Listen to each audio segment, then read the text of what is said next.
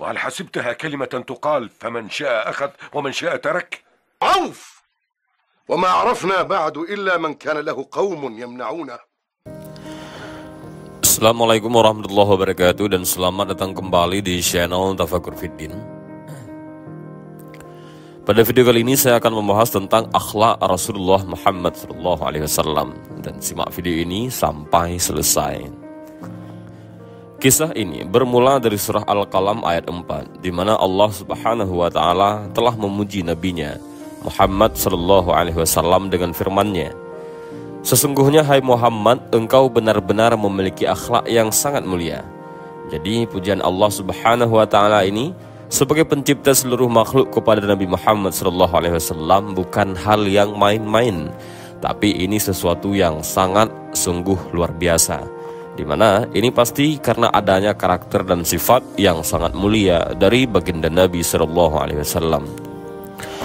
Dan Allah Subhanahu wa Ta'ala juga menyebutkan dalam surah Al-Ahzab penjelasan tentang agar seluruh orang beriman menjadikan Nabi sebagai suri toladannya.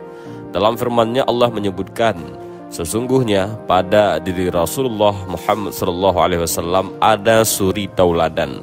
Maksudnya untuk dicontohi bagi orang-orang yang berharap bertemu dengan Allah, berharap juga mendapatkan balasan nanti di hari kiamat, serta banyak berzikir kepada Allah dengan zikir yang banyak. Jadi kita bisa melihat bagaimana dari ayat Al-Quran pujian Allah Subhanahu wa Ta'ala kepada nabinya Muhammad SAW tentang masalah akhlak Nabi ini. Dan juga bagaimana Nabi SAW menyebutkan dalam hadis yang masyhur, beliau mengatakan, "Aku khusus diutus untuk menyempurnakan akhlak-akhlak yang mulia." Jadi Nabi SAW adalah figur yang sangat pantas untuk dicontohi dalam masalah akhlak. Sebelum banyak menyebutkan sabda-sabda Nabi SAW yang berhubungan dengan masalah akhlak ini, kita juga bisa melihat realita di lapangan. Nabi Muhammad SAW adalah figur seorang suami yang sangat baik, sangat santun, sangat ramah, pemaaf, lembut. Semua itu ada pada diri beliau.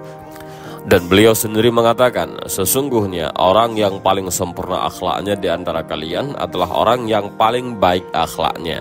Dan orang yang paling baik akhlaknya adalah yang paling baik pada istrinya. Maka ini menandakan bahwasanya Nabi Muhammad menjelaskan kalau ada relevansi antara keimanan dengan akhlak. Orang mukmin yang paling sempurna imannya adalah orang yang paling baik akhlaknya. Dan tolak ukur baiknya akhlak itu justru bagaimana baiknya seseorang pada istrinya. Dan Nabi mengatakan, "Dan aku adalah orang yang paling baik pada istriku." Jadi beliau itu figur suami yang selalu saja dirindukan oleh para istri dan juga diharapkan oleh banyak wanita untuk menjadi suami, karena memang figuritas yang luar biasa. Hampir semua istri-istri Nabi sangat bangga menjadi pasangan beliau. Bahkan pada saat turun ayat Al-Quran tentang pemilihan, apakah para ummahatil mu'minin akan memilih urusan dunia, nafkahnya diberikan lebih seperti yang mereka minta, dan urusan dunia juga diberikan lebih kepada mereka, atau mereka memilih Nabi SAW? Maka mereka mengatakan, kami akan memilih Rasulullah. Bahkan Aisyah mengatakan, "Ya Rasulullah, apakah masih ada pilihan untuk memilih Anda atau harta dunia ini? Tentu aku akan memilih Anda, wahai Rasulullah." Dan juga Aisyah pernah ditanya tentang akhlak Nabi Muhammad SAW, karena di luar rumah Nabi SAW sudah terkenal dengan akhlaknya yang mulia, santun, ramah, sopan, dermawan, pemaaf, pemberani.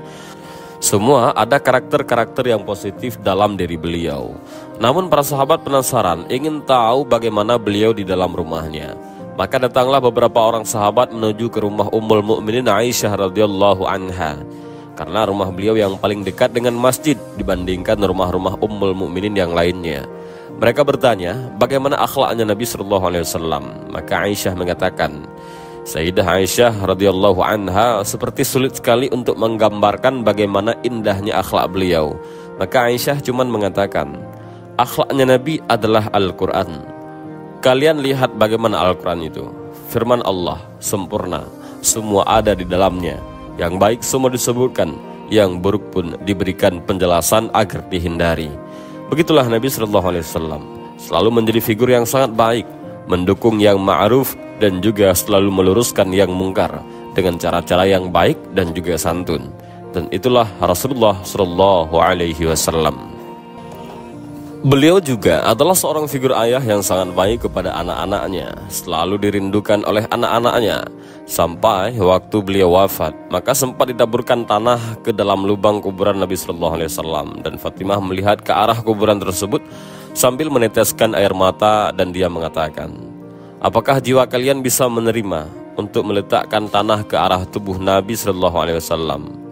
Hal itu Fatimah lakukan karena sayangnya beliau sama ayahnya, Nabi Muhammad SAW. Nabi SAW juga mencontohkan kepada semua umat ini bagaimana bermuamalah dengan anak kecil. Beliau SAW mengucapkan salam kepada semua orang, apakah anak-anak, remaja, dan Nabi Muhammad SAW kalau masuk ke dalam kota Madinah pasti sudah disambut di pintu gerbang Madinah oleh anak-anak kecil Madinah. Ada yang bergantungan di telapak kaki Nabi yang kanan, ada yang kiri, ada yang di tangan kanan, ada yang di tangan kiri, ada juga yang bergelantungan sampai di pundak Nabi SAW. Dan pada saat sudah tidak mampu lagi memegang anak-anak muslimin itu, beliau mengatakan kepada para sahabat, "Bantulah aku." Maka Abu Bakar, Umar, dan sahabat-sahabat yang lain mengendong anak-anak muslim tersebut. Ini menandakan ada figur ayah yang penuh dengan sifat penyayang dan penyantun beliau.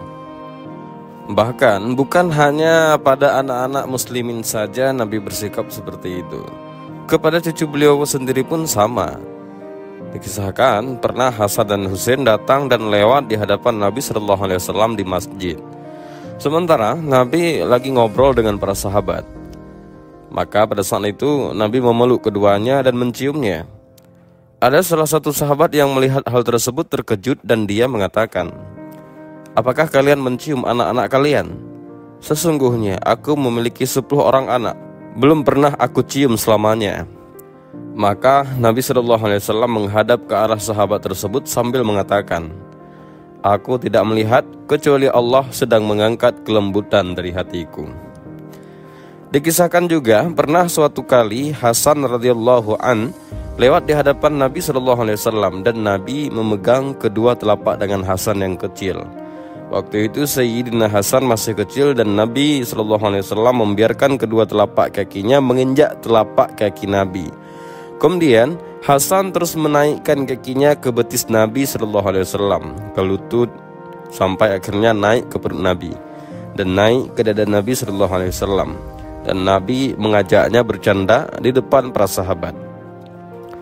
Pernah juga Nabi lagi sholat ashar. Kemudian beliau pada saat lagi sujud di rakaat terakhir itu sempat Hasan dan Husain datang. Dan kemudian tiba-tiba keduanya menaiki punggung Nabi di saat lagi sujud. Maka Nabi tidak angkat kepalanya sampai sebahagian sahabat yang meriwayatkan hadis mengatakan, "Kami mengira sesuatu yang buruk telah menimpa Nabi SAW. Dan kami mengetahui apa yang terjadi setelah Nabi bangun dan salam. Ternyata di pundak Nabi ada Hasan dan Husain." Nabi melakukan hal tersebut untuk menjaga perasaan kedua cucunya yang masih kecil tersebut, dan supaya mereka merasakan kasih sayang, supaya mereka juga tidak membenci ibadah. Maka Nabi menyambutnya dalam ibadah walaupun Nabi sedang sholat. Nabi SAW memberikan contoh kelemahan dan kelembutan. Kemudian juga beliau pernah mau mengerjakan sholat. Lalu Zainab radhiyallahu an menitipkan anaknya. Maka Nabi bawa padahal lagi mau sholat. Biasanya mungkin kita akan berkata, "Apa kau tidak tahu saya mau sholat ke masjid? Masa bawa anak kecil?" Tapi Nabi SAW gendong anaknya Zainab pada saat itu. Sampai Imam Bukhari mengkhususkan bab khusus tentang bolehnya menggendong anak dalam sholat. Nabi SAW bukan hanya baik kepada anak dan cucu beliau saja. Beliau baik kepada seluruh anak muslimin, bahkan kepada pembantunya. Dikisahkan Ummu Sulaim membawa anaknya yaitu Anas bin Malik di hadapan Nabi SAW dan mengatakan, "Ya Rasulullah, ini Anas, jadikanlah sebagai pembantu Anda." Maka Rasul pun menjadikan Anas pembantunya. Anas pun mendapatkan pelajaran dan akhirnya Anas mendapatkan pendidikan langsung di rumah Nabi SAW. Intinya pada saat itu Anas bin Malik menceritakan, saya menjadi pembantu di rumah Nabi 10 tahun, dari umur 9 tahun sampai 19 tahun. Selama 10 tahun, saya belum pernah melihat Nabi SAW mengatakan kepadaku, kenapa kau lakukan ini, kenapa kau tidak lakukan itu. Bahkan pernah satu kali Anas menceritakan, saya disuruh oleh Nabi SAW untuk pergi membeli hajat beliau di pasar. Pas keluar dari rumah, saya melihat anak-anak yang sebaya dengan saya pun lupa dengan hajat Nabi. Lalu saya sibuk main dengan mereka. Tiba-tiba saya mendengar dari belakang saya ada suara yang mengatakan, ya Unais. Aku pun balik ke belakang. Ternyata dia adalah Rasulullah. Kemudian Rasul mengatakan, tidakkah engkau menyelesaikan hajatku, lalu kemudian engkau bermain. Jadi Unais adalah nama yang dikecilkan. Dalam bahasa Arab, orang Arab itu kalau mau panggil panggilan sayang dikecilkan namanya. Begitu luar biasa akhlaknya Rasulullah sebagai seorang yang tua. Nabi SAW selalu bertutur kata yang baik, santun, dan para sahabat mengambil akhlak ini. Disebutkan dalam sebuah riwayat, Aslam, yaitu salah satu tabi'in, itu pernah menjaga Baitul Muslimin dan bertemu dengan Abdullah bin Arkam. Ini juga sahabat Nabi. Kemudian Abdullah bin Arkam mengingatkan Aslam tentang masalah bahayanya menggunakan harta zakat kalau bukan kepada ahlinya. Maka dalam kondisi itu Aslam sempat tersinggung dan dia mengatakan, semoga Allah memaafkan Anda. Kenapa Anda mengucapkan kepada aku? Aslam memilih mengatakan hal tersebut dibandingkan marah dan berkata yang tidak baik. Kemudian juga Nabi SAW menjadi seorang figur sahabat, teman yang sangat sempurna, sampai beliau selalu dirindukan oleh para sahabatnya. Setiap hari di depan pintu rumah Nabi SAW, sahabat sudah ada pada ngumpul untuk melihat wajah beliau, karena wajah beliau penuh dengan cahaya. Nabi adalah orang yang biasa tenang, tidak emosional, orang yang bijaksana, orang yang sangat dekat dengan Allah, sering berwudu, sering berzikir, sering baca Al-Quran, orang yang bertakwa kepada Allah. Itu wajahnya bercahaya sampai-sampai yang melihatnya saja nyaman. Sampai Ka'ab pernah menggambarkan, saya pernah di depan rumah Nabi SAW dan saya sedang melihat bulan purnama dan sangat indah. Mata saya tidak mau teralihkan dari bulan purnama itu. Kemudian saya melihat ke arah pintu rumah Nabi. Kebetulan pintu rumah Nabi sedang dibuka dan Nabi lagi keluar menggunakan jubah berwarna merah dan baru habis mandi. Rambutnya disisir rapi. Aku pun melihat ke arah Nabi. Aku menemukan Nabi lebih indah daripada bulan purnama itu. Begitulah kata Ka'ab. Beliau selalu dirindukan. Beliau selalu diceritakan oleh para sahabatnya karena akhlaknya, karena penampilannya, karena sangat senang menjadi para sahabat Rasulullah. Beliau selalu menasihati dan merangkul dengan cara yang baik, dengan cara yang santun. Beberapa banyak di antara sahabat yang berperilaku kasar karena mereka orang Arab Badui, tapi Rasul tetap memperlakukan mereka dengan santun. Disebutkan dalam sebuah riwayat Bukhari bahwasannya ada seorang sahabat Badui datang dan mengatakan, ya Rasulullah, berikanlah aku dari harta yang Allah amanahkan kepada Anda. Ini merupakan bahasa yang kasar. Bahkan sebahagian mereka ada yang mengatakan, hai Muhammad, berikan harta Allah yang diamanahkan kepadamu. Maka Nabi Muhammad menjawab dengan santun, sangat baik. Akhirnya beliau mengatakan, baiklah, ambil ini. Nabi berikan. Setelah Nabi SAW berikan, masih bertanya di depan para sahabat, cukupkah? Maka orang itu dengan santainya mengatakan, belum. Sebenarnya sebahagian ulama hadis menanggapi orang Badui ini bukan kasar, tapi bawaannya sudah begitu. Mungkin karena tidak pernah diberikan masukan tentang akhlak yang mulia, sehingga memang muamalahnya seperti itu. Kata Nabi SAW kemudian mengatakan, baiklah, silahkan ikut ke rumah saya akan memberikan kepada Anda. Maka Nabi mengajak orang itu ke rumah, lalu Nabi berikan sampai orang itu mengatakan, sudah cukup dan terima kasih. Setelah orang ini mengatakan kalimat terima kasih, Nabi melakukan hal yang sungguh sangat luar biasa. Sebagai bentuk akhlak beliau, sebagai seorang sahabat yang baik, beliau ambil positifnya, beliau tinggalkan semua negatifnya, dan beliau mengatakan, kalimat kau ini sangat bagus yang kau ucapkan. Ketahuilah, di masjid tadi untuk kamu pertama datang, kata-kata yang kau ucapkan mungkin sudah menyinggung perasaan sebahagian sahabatku. Bisa tidak saya ajak kamu sekarang ke masjid, lalu kamu ucapkan kalimat ini lagi. Kamu katakan terima kasih karena sudah cukup pemberian, supaya mereka tidak salah sangka dengan kamu. Maka dia mengatakan, baiklah.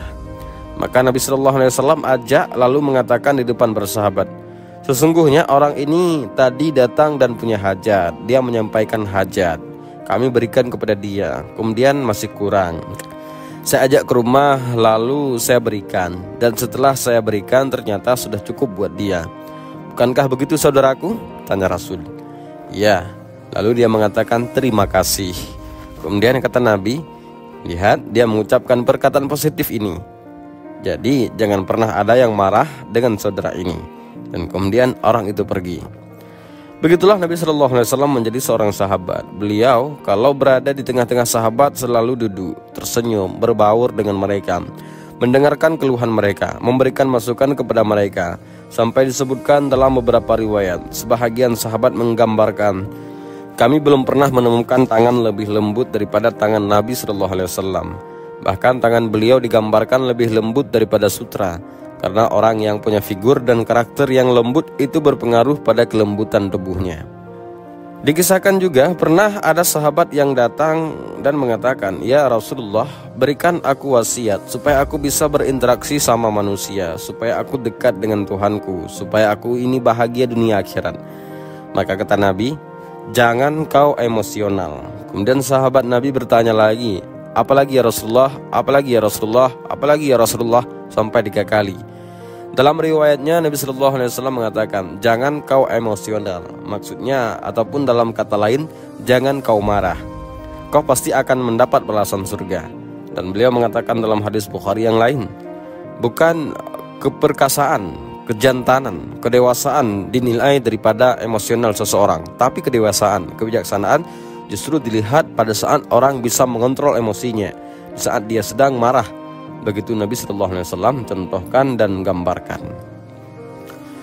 Nabi Muhammad SAW juga orang yang sangat pemberani. Disebutkan dalam sebuah riwayat bahwasannya pernah terjadi suara gemuruh di kota Madinah. Jadi saking ributnya kota Madinah pada saat itu sampai ada suara gemuruh. Para sahabat tahu bahwa pada saat itu ada penyerang yang mau masuk ke Madinah. Maka mereka berkumpul di depan rumah Nabi SAW dengan tujuan ingin tunggu instruksi dari Nabi. Dan tak lama kemudian suara itu sudah hilang. Tidak ada lagi suara gemuruh tersebut. Dan dari kejauhan mereka melihat ada satu orang penunggang kuda yang sedang berjalan dalam kegelapan dengan membawa obor di tangan kanan dan pedang di tangan kirinya. Begitu mendekat terlihatlah wajah Nabi. Beliau tidak tunggu orang-orang. Beliau dengan beraninya langsung menuju ke tempat lokasi sebagai seorang yang melindungi sahabat-sahabatnya dari serangan musuh. Nabi SAW juga orang yang sangat dermawan. Pernah beliau diberikan banyak sekali keranjang-keranjang kurma. Dan ada beberapa orang dari Ansar datang dan meminta, dan Rasulullah langsung kasih. Nabi SAW ini memiliki sifat kedermawanan yang luar biasa. Makanya Jabir bin Abdullah menggambarkan Nabi Muhammad SAW adalah orang yang paling dermawan. Bahkan Rasulullah memberi tanpa harus diminta dulu oleh kaum muslimin. Beliau kasih begitu saja, dan beliau tidak pernah menolak siapapun yang minta. Selalu beliau kasih. Beliau memberi, sampai akhirnya habis keranjang-keranjang kurma beliau. Padahal beliau sendiri belum makan. Beliau tetap memberi sampai Umar bin Khattab yang merupakan sahabat beliau dan juga mertua beliau mengatakan, ya Rasulullah, Allah tidak bebankan Anda di atas kemampuan Anda. Artinya Anda sudah bagikan tadi. Ini sekarang sudah tidak ada. Nabi SAW tetap diam. Dan Ali bin Abi Thalib yang saat itu berada di sebelah Umar, yang merupakan sahabat beliau juga, sepupu beliau sekaligus anak mantu beliau. Maka Ali bin Abi Thalib mengorek kantongnya dan menemukan ada 3 dirham uang. Lalu beliau mengatakan, ya Rasulullah, ini masih ada sedikit harta saya, berikan kepada siapapun yang Anda inginkan. Maka Nabi SAW senyum. Beliau langsung kasih kepada orang yang minta. Lalu beliau mengatakan kalimat yang mulia, beginilah aku diperintahkan. Memang begitu. seorang pemimpin yang selalu ingin menaungi, selalu ingin memberi. Sifat kedermawanan yang luar biasa baik sebagai individual ataupun sebagai pemimpin. Dan beliau pernah menyebut sebuah hadis yang mulia tentang bahayanya pelit yang lawannya dermawan. Pernah satu kali beberapa orang Ansar datang, maka Nabi bertanya, "Siapa pemimpin suku kalian?" Kebetulan pemimpin suku mereka baru wafat. Maka kata mereka, Fulan bin Fulan. Disebutkan namanya. Kemudian kata Nabi SAW, "Bagaimana dia?" Mereka mengatakan, "Dia tampan, punya wibawa, hanya saja dia bakhil, dia perhitungan, pelit."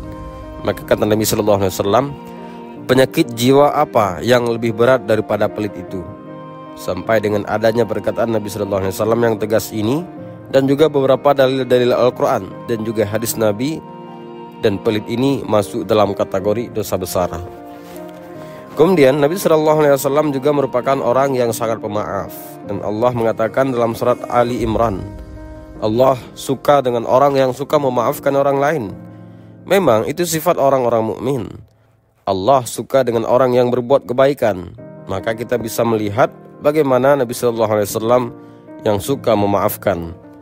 Mungkin sebahagian dari kita sudah pernah mendengar tentang Wahsy. Wahsy ini adalah orang yang membunuh Hamzah di perang Uhud. Maka pada saat itu setelah pembebasan kota Mekah, dia datang untuk masuk Islam. Padahal Nabi SAW marah pada saat itu, karena Sayyidina Hamzah sang paman Nabi, singa Allah, telah dibunuh oleh Wahsy. Sampai Umar bin Khattab mengatakan, "Saya tidak pernah melihat Nabi menangis terisak-isak seperti tangisan pada saat Nabi melihat pamannya Hamzah. Karena kondisinya saat meninggal terbelah jantungnya, tercabut hidungnya, dipotong, mutilasi terjadi.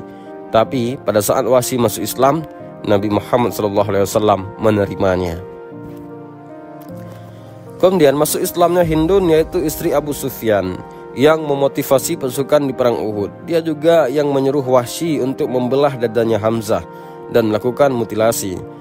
Bahkan salah satu dari 10 orang yang Nabi bolehkan untuk membunuh dan dibunuh pada saat menembus kota Mekah diantaranya adalah Wahsy dan Hindun. Tapi Hindun sempat nyelip di kalangan para wanita. Kemudian waktu Nabi SAW membaiat dan jelaskan kepada para wanita bahwa kalian tidak boleh syirik kepada Allah, kalian tidak boleh membunuh anak-anak kalian, tidak boleh mencuri, sampai pada penjelasan kalian tidak boleh berzina. Waktu itu di Mekah yang berzina hanya wanita budak saja. Wanita bebas tidak mungkin berzina.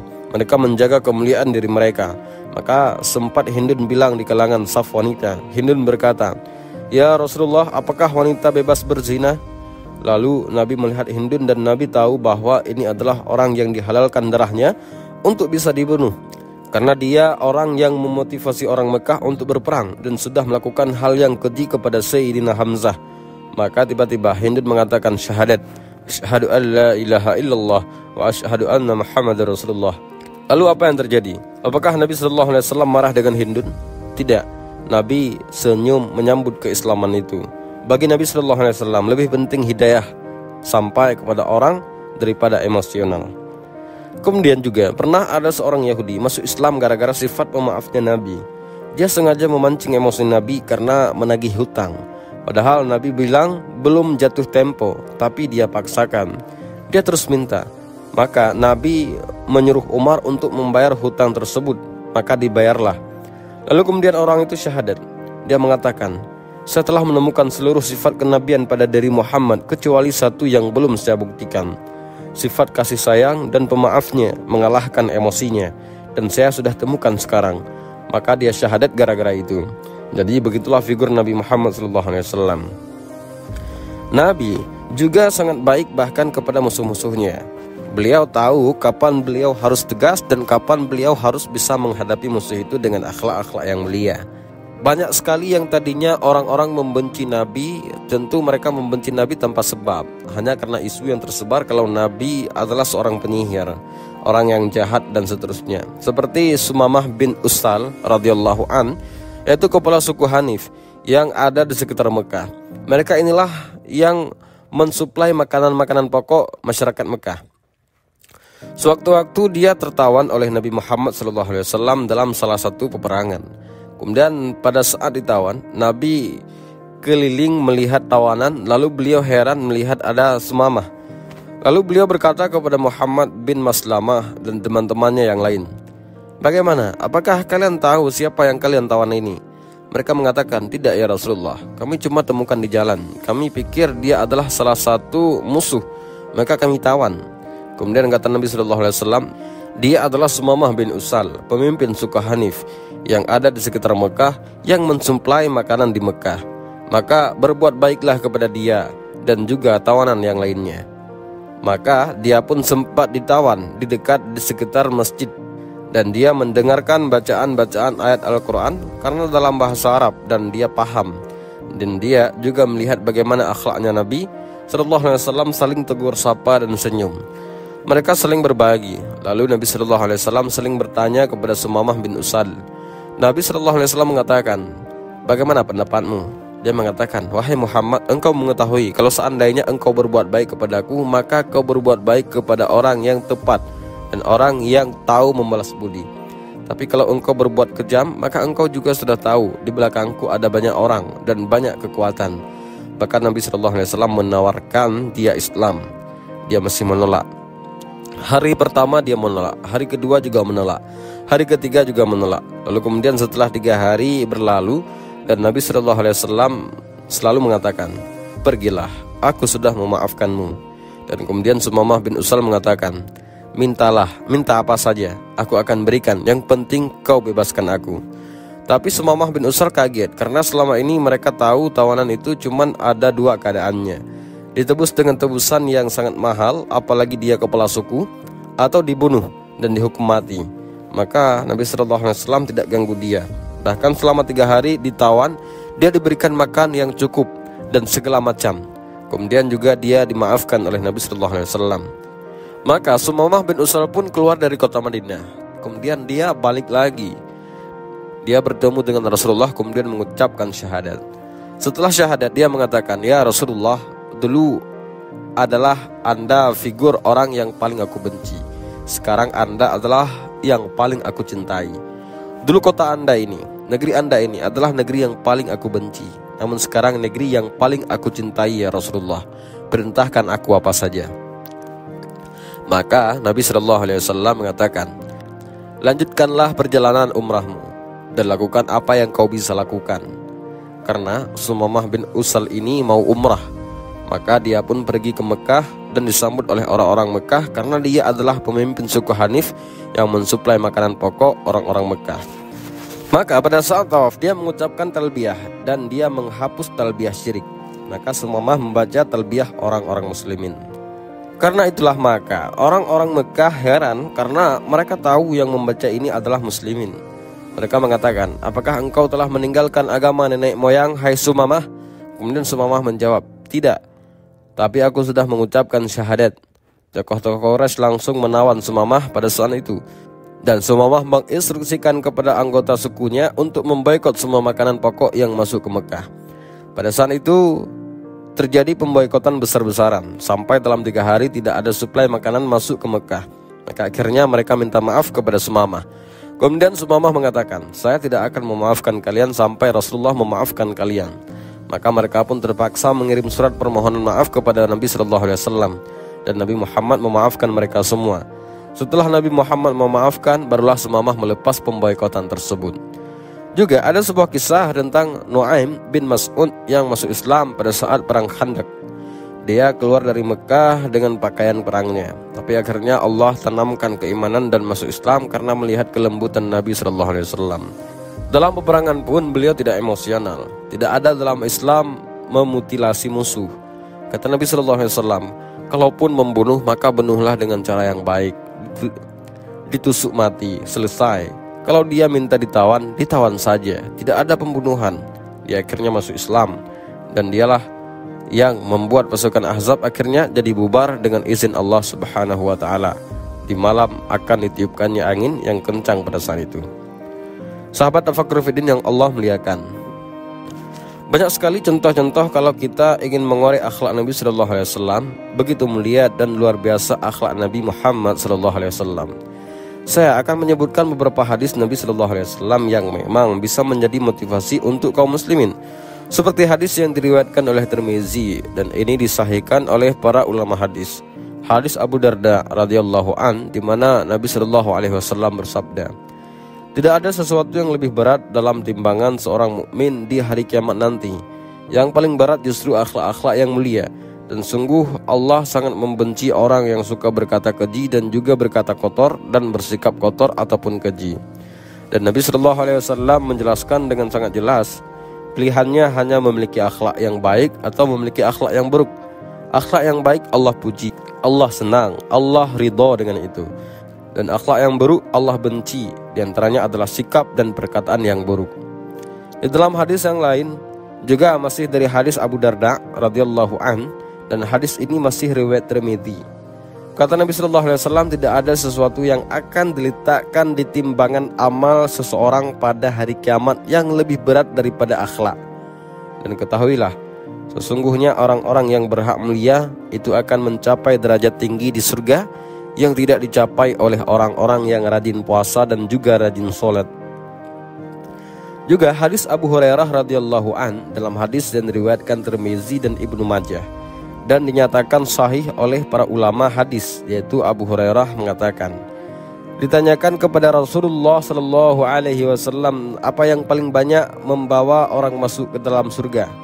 Nabi simpulkan dua, yaitu patuh kepada Allah, apa yang Allah perintahkan kerjakan, apa yang Allah larang jauhi, dan akhlak yang mulia. Artinya, kalau ada orang beriman tapi akhlaknya buruk, itu tidak ada kebaikan padanya. Atau dia akhlak baik tapi tidak beriman, juga tidak ada kebaikannya di sisi Allah Subhanahu wa taala. Kemudian hadis riwayat Bukhari Muslim, pernah ada seorang sahabat bertanya, "Ya Rasulullah, di Madinah ada seorang wanita yang tidak pernah ketinggalan puasa di siang hari dan tidak pernah ketinggalan sholat malam, tapi lisannya tajam kepada tetangganya, buruk akhlaknya." Maka Nabi Shallallahu alaihi wasallam mengatakan, tidak ada kebaikan padanya, dia pasti masuk neraka. Dan orang yang sama mengatakan, "Ya Rasulullah, di Madinah ada seorang wanita, justru ibadahnya biasa saja, tapi akhlaknya baik, lisannya santun." Maka kata Nabi, kebaikan ada padanya dan dia pasti masuk surga.